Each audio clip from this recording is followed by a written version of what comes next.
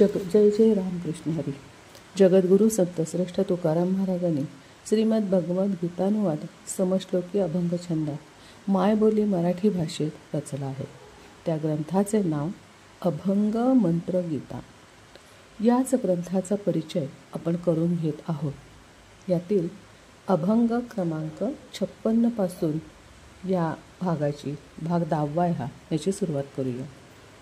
आता ह्यामध्ये हा श्लोक किंवा अभंग भगवानुवाचपासून होते आणि मागील अभंगात तुकोबा म्हणतात, दोन्ही सैन्यांमध्ये कृष्णार्जुन संवादाची सुरुवात होते. जगात तारावया. आता तेही कसे तर मेघ गंभीर रवे बोले रमानाथ. पुढे अभंग आणि यातून सुद्धा असंच सांगितलं जाते की जगात तारावया रमानाथ. अर्जुनाला काय सांगता ते आपण या अभंगात समजून घ्यायसाठी तो अभंग प्रथम वाचूया. त्याच्या आधी श्लोक वाचूया. अध्याय 2 आपला चालू आहे आणि त्यातला श्लोक क्रमांक 11. अशोच्यान वशोचस्तम प्रज्ञावादांश भाषसे गतासून गतासूंश्च नानुशोचन्ति पंडितः. आणि अभंग बघूया. मेघ गंभीर रवे बोले रमानाथ अयोग्य हा पंथ शोक दिसे. आम्ही बोलावे तव राहिले पांडित्य निघाले तुम्हा पुन. पांडित्य बोलसी शोकही करीसी परिगा नेणसी निजहित. मेल्या जित्या माझी शोकाने ती चित्त तो मान्य पंडित तुका म्हणे. आता इथे जगाला तारावया सांगितलेलं कृष्णानं अर्जुनाला ह्या अभंगात पुन्हा आता पुढचा भाग आपल्याला समजेल. यात कृष्णाचे वर्णन आधी केले की कृष्णाच्या मनात विचारांचे ढग दाटून आलेत. का तर अनेक ढगांचे घर्षणे चालू झाले. ते अशामुळे की कुणाला सांगायचं आहे तर अर्जुनाला. आणि त्याची मानसिक पाहता तो काय आपला ठेका न सोडता फक्त ऐकत राहिला आहे. आणि ह्या सगळ्यामुळे आता याला कसं शहाणं करायचं म्हणून रमानाथाचा आवाज म्हणजेच कृष्णाचा आवाज घनगंभीर झालेला आहे. पण ज्याच्याशी संवाद साधायचा तो अर्जुन अजूनही शोकाने ग्रासलेला, मायेच्या आवरणाने लपेटलेला आणि अयोग्याला योग्य समजून मार्ग निवडलेला जसा होता तसाच त्यानं ठेवला आहे. अशा प्रसंगी कृष्ण अर्जुनाशी बोलताना सुरुवात कशी करतो ते समजून घ्यायला हवं आहे. तो म्हणतो, आम्ही जे बोलावे ते तव राहिले पांडित्य निघाले तुम्हा पुन. रमापती कृष्ण पहिलं वाक्य बोलताना अर्जुनाला पंडित म्हणतात. अरे अर्जुना, मी जे बोलायला पाहिजे ते राहूनच गेले. त्याला तो संधी दिली नाहीस आणि मला मात्र तुझे पांडित्याचे पाल्हाळ ऐकवलंस. आणि पुढं काय? म्हणजे तुला माहीत आहे सगळं असं समजतोयस आणि मला ऐकवतोयस. काय पुढं कर्म काय आहे तुझं? काही नाही. पांडित्य म्हणजे वाचाळपणा, कर्म काहीच नाही. ज्ञानयोग्य असल्याचा भाव आणून बोलत होतास, मग शोक कशाचा करतोयस आणि का? 2 विरोधी गोष्टीतून तर स्वतःला अडकून घेतलेस. तुला तुझा मार्ग अवगत झालाच नाही आहे आणि शोकग्रस्त अवस्थेतून बाहेर पडता आलेलं नाही आहे. खरा पंडित कोण हे मी तुला सांगतो. वाचाळपणा आणि ज्ञान यातील फरक समजून घे. ज्याला जगणे मरणे हा खेळ आहे आणि यामुळे या शाश्वत ज्ञानाने मृत्यूजन्म याचा खेद म्हणजे आनंद हे दोन्ही तो मानत नाही. कुणीतरी मारलं तरच मरण येतं हे त्याला म्हणजे पंडिताला मान्य नाही. आणि म्हणून अशा कर्माने त्याचे म्हणजे पंडिताचे मन शोकाने ग्रासले. पंडिताचं मन ग्रासत नाही, तू ग्रासलायस अर्जुनाला सांगितले. आणि तुकारामाने तर पंडित कोणाला म्हणावे याचे सुंदर सुभाषित केले. मेल्या जित्या माझी शोकाने ती चित्त तो मान्य पंडित तुका म्हणे. अर्जुन मात्र पुन्हा एकदा ऐका. मेल्या जित्या माझी शोकाने दी चित्त तो मान्य पंडित तुका म्हणे. अर्जुन मात्र काय म्हणतोय बघा, परिगा नेणसी निजहित. तुकाराम अर्जुनाची बुद्धी भ्रमिष्ठ अवस्था त्याचं वर्णन केलं आहे. आता मला इथे सांगा, आपण तरी मरण मृत्यू याबाबत अर्जुनापेक्षा काय वेगळे मानतो? इथं तरीसुद्धा वेगळे मानत नाही, पण याहीपेक्षा अमक्याचा अमकं गेलं, तमक्याचं तमकं गेलं तरी आपण पुन्हा रजा मागतोच. तात्काळ रजाही आपली मंजूर होती. का? तर आपली अवस्था दुःखी होते. आणि म्हणजेच आपण पंडित म्हणून कामाला लागतो, नोकरीला लागतो आणि अवस्था आपली पंडिताची नसतेच. जेवढा मोठा पंडित वरच्या पदाचा असेल तेवढा तो रजा मागू शकतो. म्हणजे इथं आपण कोण आहोत हे आपण स्वतःलाच विचारलं पाहिजे. आपली ही बुद्धी भ्रमित अवस्थेत आहे असं जर म्हटलं तर चुकलं का? तुकाराम महाराज अर्जुनाच्या निमित्ताने वाचकांना, श्रोत्यांना, अभ्यासकांना उत्तम जगण्याचा मार्ग दाखवतात, पण ते समजून घेण्याची वृत्ती पाहिजे आणि तर समजेल आणि आपण उत्तम जगण्याचा मार्ग आक्रमू. पण हे करण्याची तयारी कुठे आहे? मनाची तयारी. बरोबर आहे ना? एवढेच सांगून अर्जुनाला समजेल का? तर याहीपेक्षा अधिक काही संदर्भ घेऊन जगाची, निसर्गाची निमित्ता अधिक स्पष्ट कृष्णाला करावीच लागणार आहे. असो, पाहूया आता पुढील अभंगात श्रीकृष्ण आणि काय काय सांगणार आहे ते. आता आपल्याला बघायचं आहे अभंग क्रमांक 57. याच्या आधी आपण श्लोक बघूया. न त्वेवाहं जातुनासं न त्वं नेपे जनाधिपः न चैव न भविष्यामः सर्वे वयमतः परम. अभंग बघूया. कधी कोणे काळी न होतो जी आम्ही, येथे कधी तुम्ही नसाल की. हे राजे ह्या सेना ऐसे आप्तवर्ग, नमता प्रसंग समराचा. पुढे नाश झाल्या काहीच उरेना, सृष्टीची रचना जाते क्षय. तुका म्हणे देव अनादि सांगतो, नित्याचे वर्णितो खेळची हा. खरोखर ह्या सगळ्याला खेळ म्हटलेलं आहे. आता इथं खेळ म्हणत असताना केवढं वर्णन करावं लागणार आहे कृष्णाला बघूया.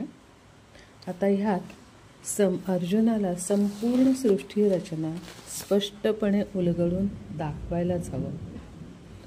आता कृष्ण म्हणतो, आता मी तुझ्यासमोर आणि तू माझ्यासमोर समक्ष उभा आहेस. आपण दोघं बोलतोय, पण आत्ता तू काही काळ विधात्याच्या, ब्रह्मादेवाच्या भूतकाळ बघ. तुला दिसणार नाही आहे, पण भूतकाळात गेलायस असं समज आणि मी काय सांगतोय ते ऐक. त्यावेळी म्हणजे ब्रह्माच्या भूतकाळात, त्यावेळी मी, आम्ही कुणीही नव्हतो. इतकंच काय, त्या काळात तूही नव्हतास. आणि आता तू ज्यांची काळजीवाहू सरकारसारखी, म्हणजे काळजी सरकार नसताना काळजी घेतोस, म्हणजे तू काळजीवाहू सरकारच आहेस. तर त्यासारखी तू हितचिंतकच बनलास त्यांचा. का? तर तेही नव्हते, पण त्याला ज्यांची तू आत्ता काळजी घेतोस ते सुद्धा त्या काळात नव्हते. आता तुला जे जे दिसते ते सर्व राजे, त्यांची ही सगळी सेना, तुझे नातेवाईक, नुसतेच नव्हे तर इकडचे तिकडचे, मानापानाचे, मित्र शत्रू यातील कुणीही त्या काळात अस्तित्वात नव्हते. मग तू म्हणशील की आता एवढ्या ह्याच्यात हे युद्ध कसं झालं, ही एवढी माणसं कुठून आली? त्यावेळेला नव्हतंय, मग आता पण एवढी जण आहेत ना इथं. आता त्यातील काही गोष्टी अर्जुन समजून घ्यायला हव्यात. कृष्ण त्याला बजावून सांगतोय की अरे तू समजून घे मी काय सांगतोय ते. अरे आता ज्ञान, विज्ञान, शास्त्र हे सगळं प्रगत झालं आहे. निसर्गाच्या नियमितपणाचा आधार घेत आणि संशोधनं वेगवेगळी सतत होत आहेत. यातून काय झालं आहे, तर तुझ्या ह्या विषयापुरतंच मी बोलतोय. बरेच काही बदल झालेत, पण आत्ता आपण ह्या लोकसंख्या किंवा जनसंख्येबद्दल बोलूया. तर ह्या संशोधनातून प्रजा वाढली. कुणी द्रोणासारख्या द्रोणातून जन्माला आलं आहे, तर कुणी तुम्ही पांडव, तुम्ही पांडव आहात तुमच्यासारखे, आणि कुणी निसर्गाच्या 5 शक्तीतून निर्माण झाले. तर कुणी अग्नीतून, उदाहरण द्रौपदी, दृष्टद्युम्न यासारखे अग्नीतून निर्माण झाले. तर कुठे बऱ्याच ठिकाणी असेल, कदाचित मला 2 ठिकाणं माहिती आहेत ते सांगतो.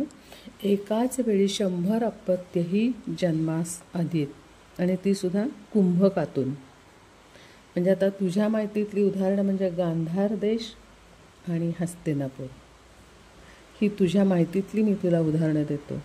अशी संशोधनाने वाढलेली प्रजा, त्यांच्यासाठी आता प्रजा वाढली की त्यांचं व्यवस्थापन आलं. मग प्रजेसाठी राज्य बनली, मग त्या राज्यासाठी राजे आले. मग यातून पुन्हा व्यवस्थेसाठी वेगवेगळे विभाग पाडले गेले, त्या विभागाचे प्रमुख नेमले गेले. यातून पुन्हा युद्धासाठी किंवा स्वतःच्या राज्याच्या संरक्षणासाठी शस्त्र आली. नुसती शस्त्र कुठली घेणार, तर शस्त्रांच्या नव्याने शोधही लागले. इतकंच काय, तिन्ही लोकात संचारी करता येऊ लागला. या सर्वाचा विचार केलास तर सर्वांगाने परिवर्तन करणारे निसर्गाचे कालचक्र सतत फिरत असते हे समजून घे. आणि त्या फिरत्या चक्रातूनच चाक फिरतच राहतं, ते कधीच थांबत नाही. त्यामुळं खाली आत्ता जो भाग असतो तो कालचक्रानुसार वरचा भाग होतो, आणि वरचा भाग खाली येतो. आणि मग ती लोकसंख्या, प्रजा, आर्थिक, राजकीय, शासकीय सर्व घटक यातूनच एकमेकाशी संबंधित असे गोवले जातात. यातूनच मतमतांतरे, हक्क, अधिकार, वेगवेगळे विचार ह्याचेही प्रसरण होतच राहते. माझं तुझं करण्यातून युद्ध निर्माण होतात, आणि अशा वेळी सर्वजण एकत्र येतात. आता ही सर्वजण एकत्र येतात ते आपापल्या विचारानुसार. सगळे एकत्र येतात असं नाही, त्यातही पुन्हा एकत्र आल्यात म्हणून 2 भाग पडतात. एक भाग असतो तो स्वार्थातून बरबटलेले असतात, आणि दुसरा असतो तो हक्क, अधिकार. आता अशातूनच हक्क, अधिकार एका बाजूला, स्वार्थ एका बाजूला, आणि अशा 2 बाजूंनीच हे कुरुक्षेत्र भारून गेलेलं आहे. आता अशा आप्तवर्गाशी लढून युद्धाची धुमश्चक्री होऊन सर्वनाश होणार हे विधात्याचे गणित आहे. पुन्हा एकदा मी तुला सांगतो, युद्धाची धुमश्चक्री होऊन सर्वनाश होणार, आणि हे विधात्याचे गणित आहे. पुढे नाश झाल्या काहीच उरेना, सृष्टीची रचना जाते क्षया. तुकाराम सांगतायत आपल्याला. खरंच आपण ते ऐकलंही पाहिजे आणि समजूनही घेतलं पाहिजे. पुढे नाश झाल्या काहीच उरेना, सृष्टीची रचना जाते क्षया. आणि यानंतर पृथ्वीवर सर्वनाश झाला तरी कालचक्र फिरतच राहतं. सृष्टीची रचना पुन्हा नव्याने जन्माला येते, कारण चक्र फिरतच राहणार आहे. जीव, जन्म, मृत्यू, प्राणीमात्र, वनस्पती हे सगळं पुन्हा नव्याने आकार घेत जीवनचक्र, जीवन व्यवहार हा कालमान निसर्गानुसार बदलत राहतो. आता तू म्हणशील हे कसं काय, तर पूर्वीचा डायनासोर, त्याचे सांगाडे मिळतात, पण त्याला आपण कोणीच पाहिलेलं नाही, तो त्या काळात होता. दुसरं, माणसाला शेपूट होती असंही म्हटलं जातं. आता फक्त आपल्याला ते आठवावं लागतं, कुणीच पाहिलेली नाही आहे. म्हणजे त्या काळात त्या होत्या ह्याची फक्त आपण नोंद ऐकली, समजून घेतली. आणि ह्या सगळ्याची जी कोणी आहेत त्यांना स्वतःची अस्तित्वाची लढाई ही चालूच राहते. त्याच चक्रानुसार पहिलं महायुद्ध झालं, त्यानंतर दुसरं महायुद्ध झालं, आणि आता तिसरं होईलच. म्हणजे प्रत्येक युद्धातील शस्त्र बदलली, कारण परिवर्तन. कारणे बदलली, कारण परिवर्तन. आणि नकाशा बदलला, परिवर्तन. पण हे सगळं लक्षात घ्यावे, अशी पूर्वी युद्धे झाली, आत्ताही होत आहेत आणि पुढेही होणार. हे कालचक्राचे परिवर्तन किंवा परिवर्तनाचे कालचक्र सर्व जगावर हुकूमत गाजवते. आता असं कसं, तर एक उदाहरण आठवावं लागेल, ते म्हणजे करोना. अख्ख्या जगावर करोनानं राज्य केलं. आता कसं काय हा प्रश्न वेगळा आहे, पण काही काळ सर्व जगाचे जीवनचक्र करोनाने थांबवले. हे तर लगेच असल्यामुळे आपल्या लक्षात येईलच. तर असे हे विधात्याचे नियम, कालचक्राची गणना आणि सृष्टीची लीला ही प्रत्येक सजीवाने समजून घ्यायला हवी. मनुष्य प्राणी सोडून इतर सर्व प्राण्यांना हे जन्मतःच समजलेले असते. म्हणून त्या प्राण्यांच्या वर्तनात, खाण्यापिण्यात, राहण्यात कोणताही बदल झालेला नाही. ज्याची त्याची घरटी ठरलेली आहेत, खाणं ठरलेलं आहे, राहायचं ठिकाण ठरलेलं आहे, त्याचा परिसर ठरलेला आहे. पण माणूस मात्र सगळं सोडून दिले जुनं आणि आता नव्याची वाटचाल तो करतो. आता ह्या पद्धतीने माणूस विकसित झाला असं म्हटले जातं. फक्त मला इथं प्रश्न पडतो की विकास झाला आहे तो भौतिक सुविधांचा विकास झाला आहे, पण माणूस मात्र विकास झाला आहे का अविकसित झाला आहे हे आपण शोधायचं, संशोधनच करायला हवं याचं. आणि म्हणून तुकाराम सांगतात की तुका म्हणे देव अनादि सांगतो, नित्याचे वर्णितो खेळची हा. पुन्हा एकदा बघा, तुका म्हणे देव अनादि सांगतो, नित्याचे वर्णितो खेळची हा. असा हा जगनियंता आता पुढे काय सांगतो ते पाहूया. आधी आता श्लोक वाचूया. देहिनोऽस्मिन् यथा देहे कौमारं यौवनं जरा तथा देहांतरप्राप्तिर्धीरस्तत्र न मुह्यति. आणि अभंग काय म्हणतो तेही बघूया आता आपण. जीवास शरीरी जैसे बाळपण, सवेची तारुण्य अवस्था आहे. पुढे तैसे वृद्ध गळे देहशक्ती, पुढे मृत्यूप्राप्ती ठेविलीस. पुन्हा यमजाची पुन्हा जन्मा येणे, हे घडे रीतीने अचूक की. तैसी देहांतर प्राप्ती ओळखावी, मोहेना पदवी धैर्ये तुकी. आता इथं तुकारामाने आपलं म्हणजे आपल्या सर्वांचं आयुष्य म्हणजे 3 अंकी नाटक आणि त्याचं स्पष्टीकरणच या अभंगात त्यांनी केलं. ह्या नाटकाचं सूत्रसंचालन किंवा सूत्रधार असतो जगनियंता. पृथ्वीचे सर्व जीवितांनी, पृथ्वीवर जी जन्माला आली ती सर्व जीवितांनी म्हणजेच या नाटकातील कलाकारांनी जगनियंताने लिहिलेल्या संहितेनुसार कुठे, केव्हा, कसे, कधी आणि कशासाठी, कुणाबरोबर, किती जणांबरोबर आणि कोणत्या अवस्थेत हे नाटक रंगवायचं, करायचं, सादर करायचं, हे सर्व विधिलिखित संहितेप्रमाणे भूमिका वठवावीच लागते. हे तुमच्या म्हणण्याप्रमाणे तुम्हाला काय आवडतं असं नसतं. तर ही भूमिका विधिलिखिताची संहिता ती तुम्हाला सादर करावी लागते. आता ह्यात पुन्हा 3 अंक कुठले ते बघूया. बालपणात निरागस आनंद मिळतो, हा एक अंक वेगळा असतो. पहिला अंक आहे तर बालपणानंच प्रत्येकाला हा मुलगा कसा आहे, काय आहे, कोण होणार आहे, कसा होणार आहे, कुणासारखा, हे सगळं आपण त्याच्या भूमिकेवरनं ठरवतच असतो. दुसरी अवस्था तारुण्यावस्था. इथं पुढचं आयुष्य घडवायचं म्हणजे भविष्य घडवायची तयारी असते, संसार करायचा असतो, उपभोगही त्याचा घ्यायचा असतो.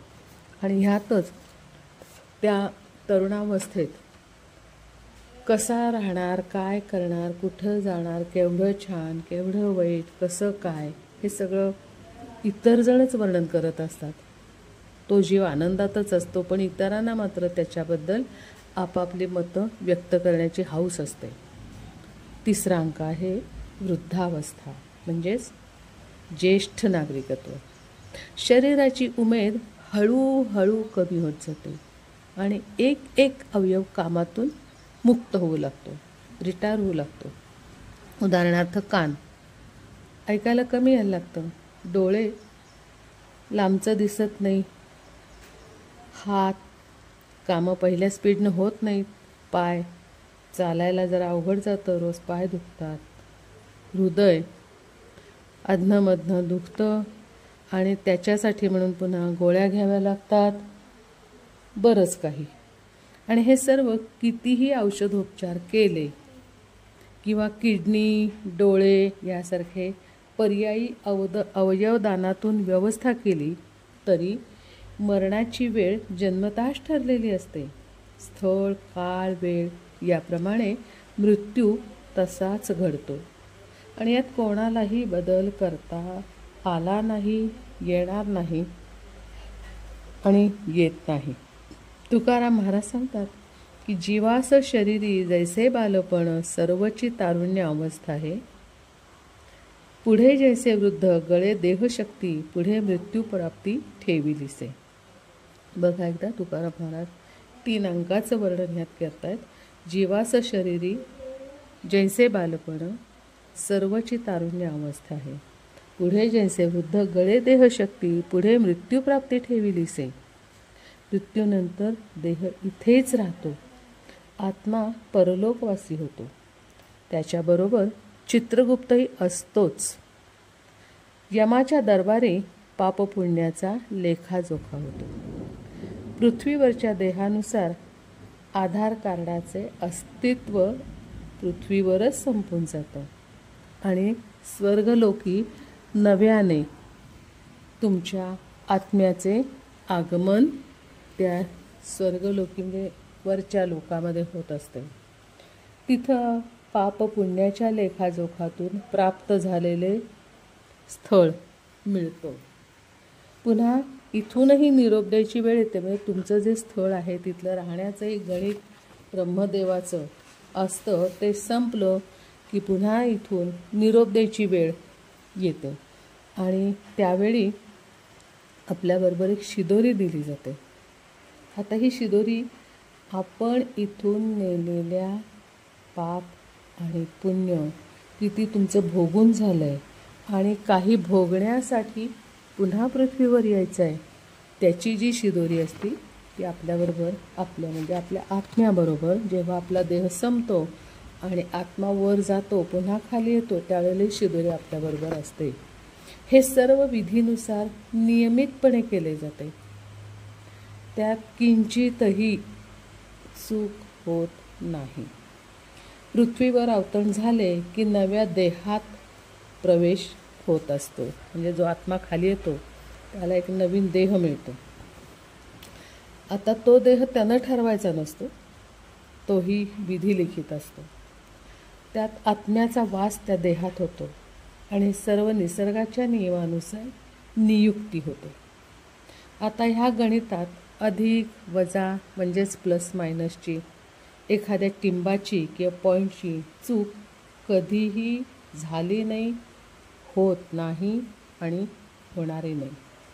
नवीन जन्म, नवीन चेहरा, नवीन देह आणि तसंच नंतर नवीन नामकरण, नव्याने नवीन पदाचे अस्तित्व धारण होते.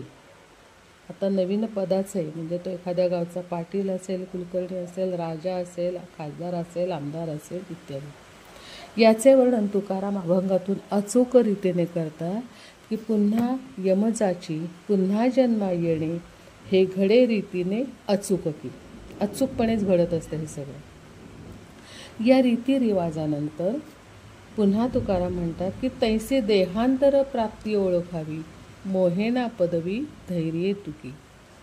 यातून आपणाला, तुम्हाला, आम्हाला स्वतःचे प्राप्त म्हणजे स्वतःला जे प्राप्त झाले ते त्याच्या अस्तित्वाचा भूतकाळ किंवा पूर्वजन्म अथवा वर्तमान याची अचूकता समजत नाही किंवा ओळखता येत नाही.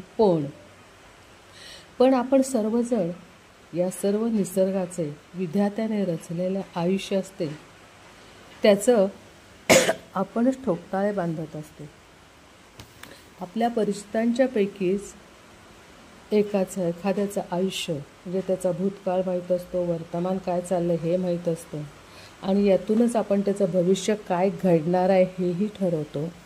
की म्हणतो अरे यानं मागच्या जन्मी कोणाचं तरी काहीतरी देणं लागलेलं दिसतं, ह्यानं मागच्या जन्मी असंच काही केलेलं असेल वगैरे वगैरे इत्यादी आपणच ठोकताळे बांधतो आणि त्याचं भविष्य ठरवतो. ते दुःखी असो किंवा सुखी असो दोन्हीचंही बांधतो. आणि मग त्या व्यक्तीचे कर्म, त्याचे फळ, ते किती योग्य परिमाण हे सांगायला आपण मागं पुढं पाहत नाही.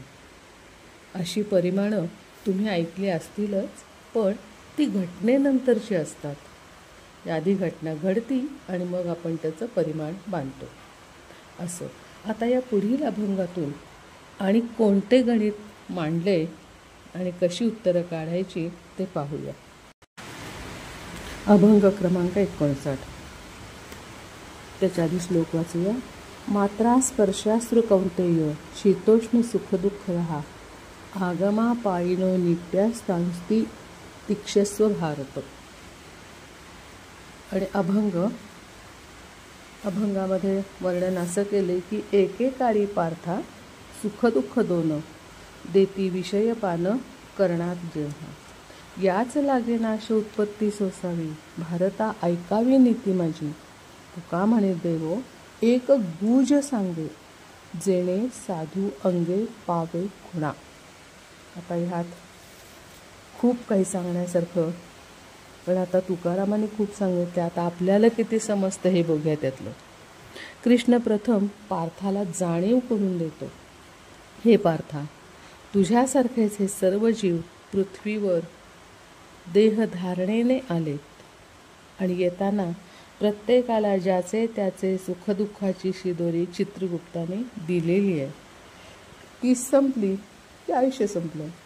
म्हणून तुकाराम सांगतात, ऐके पार्था आता सुखदुःख दोन या शब्दानं आपण अर्थ घ्यावा तसा निघेल. कारण सुख आणि दुःख हे दोन्ही वेगळीच, एकमेकात मिसळत नाहीत कधीच. तसं रेल्वेच्या रुळाप्रमाणे ते एकमेकाला भेटत नाहीत, पण त्या दोघांशिवाय गाडी पुढं जात नाही. आणि ते गरज आहे, दोघंही असतात, पण एकमेकाला त्याची माहिती नाही. तशी सुखदुःख असतात. जसं दोन डोळे शेजारी असतात आणि मरण आलं तरी ती दोन्ही डोळे कधीच एकमेकाला संसार संपला तरी भेटत नाही. पती आणि पत्नी याही दोन आकड्यातूनच संसाराला सुरुवात होते. आता या शब्दात संसार ह्यामध्ये स दोनदा येतो आणि मग हा संसार सुरू होतो. शरीराचेही अवयव सगळे दोन दोनच आहेत.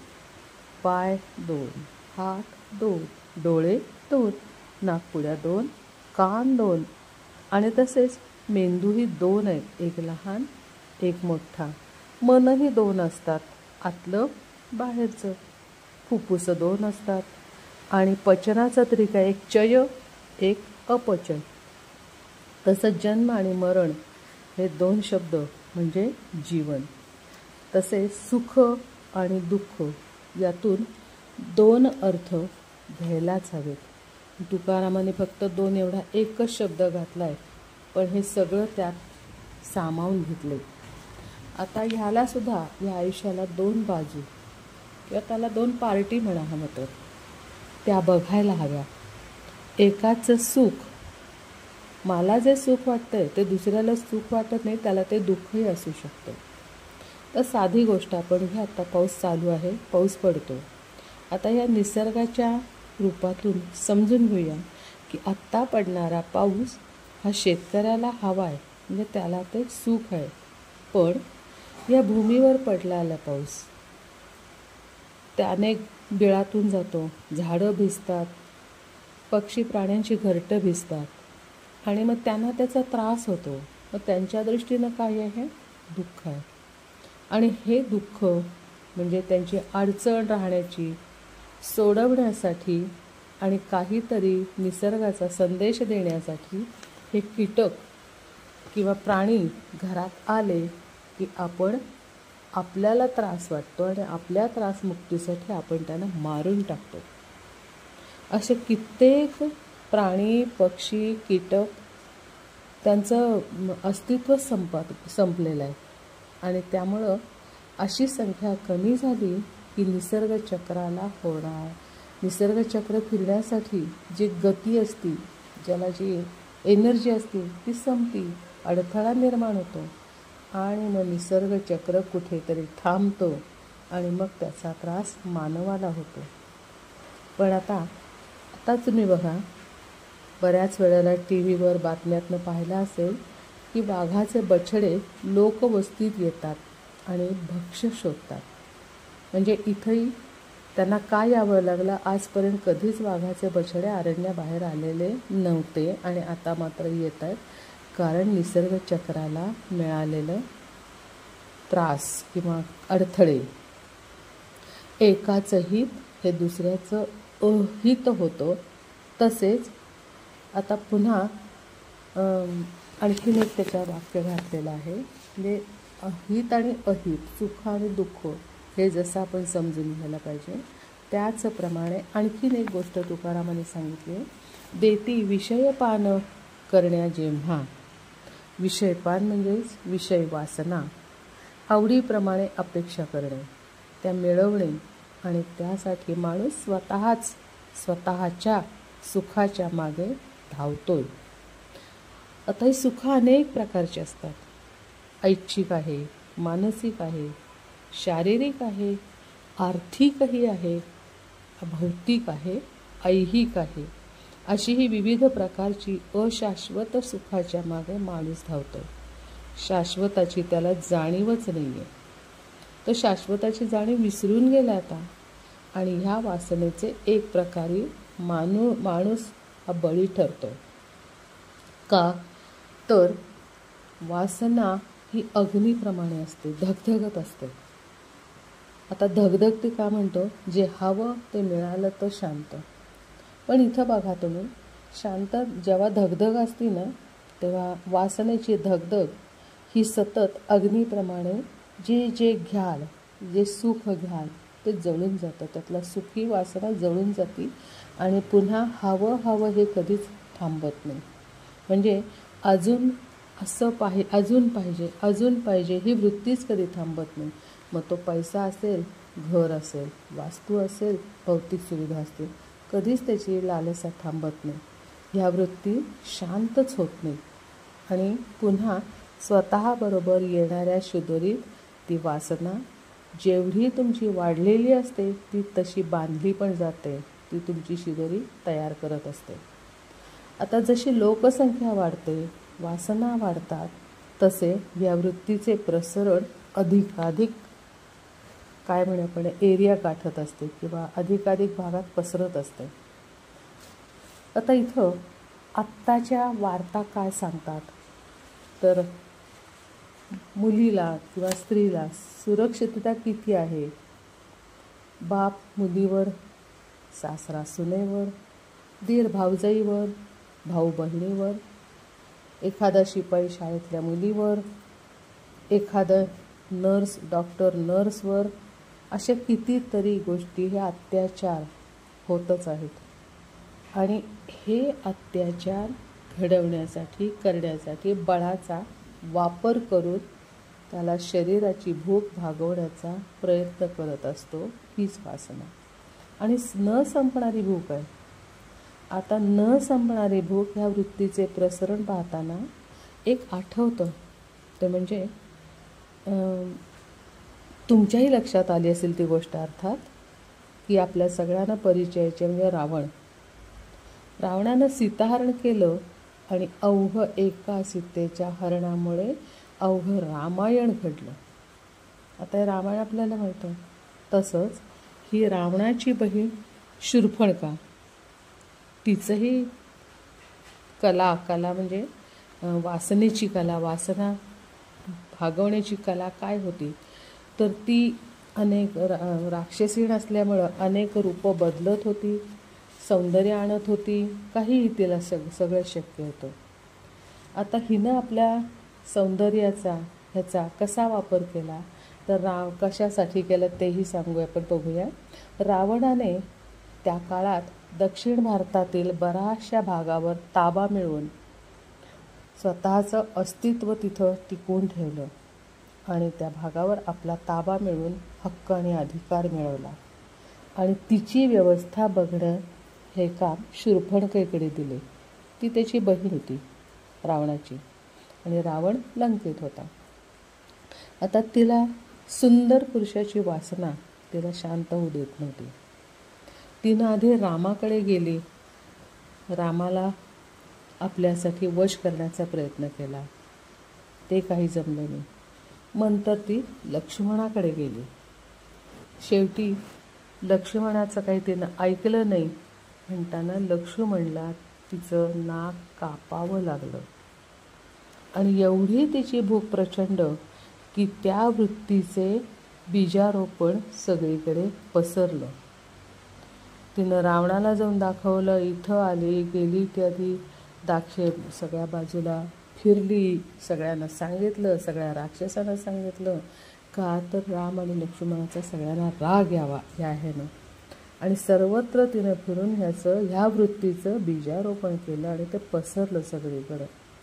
आता आज त्यातूनच जन्माला आलेले मानव महिलांचं शोषण करतायत आणि यानंच महिलांचं शोषण वाढत चाललं आहे. मग ते शारीरिक, आर्थिक किंवा मानसिकसुद्धा. बघा तुम्ही आता काय झालं आहे, तर कालमानानुसार साक्षरता आली आहे, पण वृत्तीला बंधन घालण्यापेक्षा वाऱ्यानं अग्नी पसरतो तसे आज रेप, मजा, ड्रग्ज, ड्रिंक याचा आवाज वाढत चालला आहे. आणि म्हणून तुकाराम सांगतात की याच लागी नाश उत्पत्ती सोसावी, भारता ऐकावी नीती माझी. तुम्हाला या नाशोत्पत्तीपासून सुटका हवी असेल तर माझी नीती ऐक. नीती हे भगवान श्रीकृष्ण सांगतात की भारता म्हणजे अर्जुनाला उद्देशून, त्याचप्रमाणे मी म्हणेन की सर्व भारतीयांना उद्देशून तुकारामांचा श्रीकृष्ण सांगतो की माझी नीती म्हणजे नैतिकता, सद्विचार, आचरण हे समजून घ्या आणि ती नैतिकता आचरणात आणा. नीती म्हणजे नियमच असतात, पण ते अलिखित असतात, ते समजून घ्यावे लागतात. काय केलं की काय होतं याचं परिमार्जन म्हणजे अलिखित नियम. तेही सांगतात की तुका म्हणे देवो एक गुज सांगे, जेणे साधू अंगे पावे खुणा. तुका म्हणे देवा एक गुज सांगे. गुज एक सांगितलंय. काय गुज सांगितलंय की जेणे साधू अंगे पावे खुणा, म्हणजे नीतीचे गुज साधू या एका शब्दात तुकारामाने आपल्या पुढे मांडले.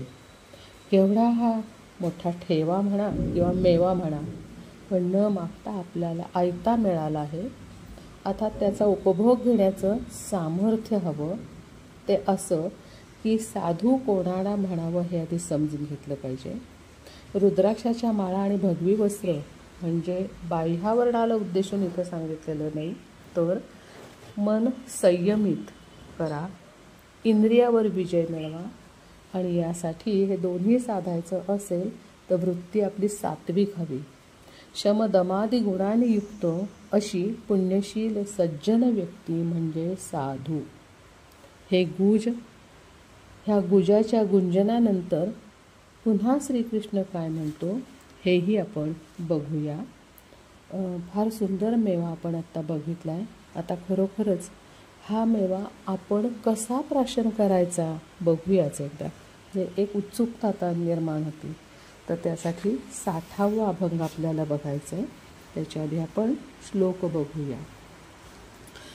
यंहीन व्यथयन्तेन्ते पुरुषं पुरुषर्षभः समदुःख सुखम धीरम सोमृतत्वाय कल्पते. अभंग बघा.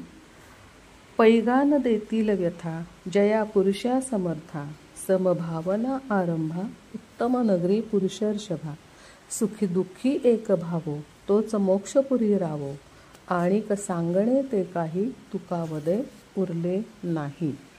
आता इथं नैतिक गुणांमुळे समभावाना आरंभा, एवढ्या 3च शब्दात सगळं सांगितलं. सुख आणि दुःख याचा तराजू समान राहायला पाहिजे आणि अशा व्यक्तीपुढे अन्य नागरिकांना असे बनावेही वाटले पाहिजे, म्हणजे उत्तम नगर वसेल आणि त्याचा हा सज्जन त्याचा राव किंवा राजा किंवा प्रमुख नेता बनतोच तो. आणि असं जर घडलं तर यापेक्षा आणिक सांगणे ते काही तुकावदे उरले नाही. वृत्तीत किंवा वासनेत बदल झाला की विचार बदलतात. कृती कर्म हे सत्कर्म घडते आणि यापेक्षा देवाला कशाचीच अपेक्षा नाही आहे. तुम्ही आता जे देवाच्या नावाखाली सण समारंभ नैवेद्य सजावट ह्याची त्याला फारशी अपेक्षा नाही आहे, पण यापेक्षा समभावना आरंभा एवढंच देवाला हवं आहे. आणि आपणा सर्वांना असे उत्तम नागरिकत्व प्राप्त झालं तर आपणही आनंदीच राहणार आणि सगळी जी काही वासना आहे ते आपोआपच कमी होईल आणि नागरिकाला विशेषतः महिलांना सुरक्षितता प्राप्त होईल. आणि म्हणून असं म्हणावंसं वाटतं की उत्तम नागरिकत्व प्राप्त व्हावे, उत्तम नगरे वसावीत, यासाठी आपण संत तुकारामांना वंदन करूया आणि कृष्णार्पणमस्तू करून राम कृष्ण हरी नामस्मरण करूया.